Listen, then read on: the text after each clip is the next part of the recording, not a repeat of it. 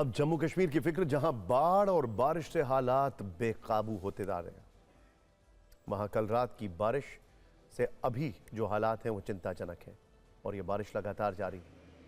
रियासी जिले में चिनाब नदी का जलस्तर काफी बढ़ गया है। नदी का पानी कई निचले इलाकों में बहने लगा है। लोगों को सलाह दी गई है कि वे सावधान रहें, नदी के पास जाने से बचें और उफान पर बह रही धाराओं और दूसरी जोखिम वाली जगहों से दूर रहें। राजौरी और पुंछ जिले में भी यही स्थिति देखने को मिल रही है। बीती रात हुई मूसलाधार बारिश और बादल फटने की घटना से भारी तबाही मची। राजौरी में दर्जनों वाहन मलबे के ढेर में तब्दील हो गए। कई मकान पूरी तरह क्षतिग्रस्त हुए। पुंछ में हालात और भी भयानक है। वहां अब तक 15 लोगों की मौत की आशंका है, जिनमें से 7 शव बरामद किए जा चुके हैं, जबकि बाकी लोगों की तलाश युद्ध स्तर पर जारी है। प्रशासन ने लोगों से नदी नालों और लैंडस्लाइड संभावित क्षेत्रों से दूर रहने की अपील की। प्रशासन का मानना है कि आने वाले कुछ घंटों में मौसम और बिगड़ने की आशंका है।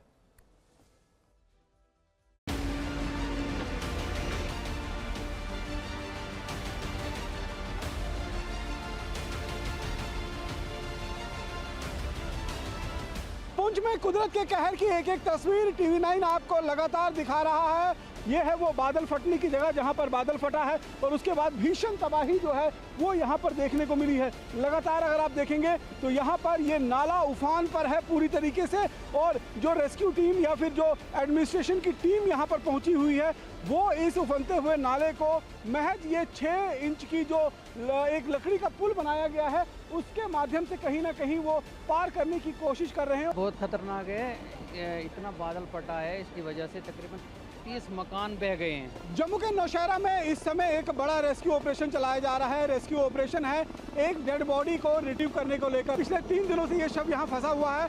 NDRF की टीम ने लगातार कोशिश की लेकिन वहाँ तक पहुँच नहीं पाए और अब हेलीकॉप्टर जो है वो यहाँ पर आया है और वहाँ से देखिए डेड बॉडी को फिलहाल रिट्रीव कर लिया गया है और अब डेड बॉडी को वहाँ से उठाकर हेलीकॉप्टर के अंदर डाला जा रहा है ताकि हेलीकॉप्टर के माध्यम से इस बॉडी को निकाल कर उस सुरक्षित स्थान तक पहुँचाया जा सके।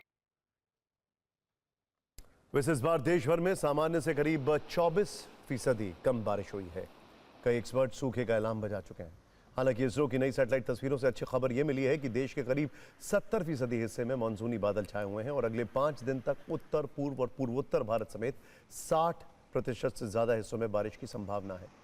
एक अच्छी बात यह है कि हमारे पास काफी स्टॉकिंग है पिछले साल की, जिसकी वजह से शायद दिक्कतें कम हो इन टर्म्स ऑफ फूड।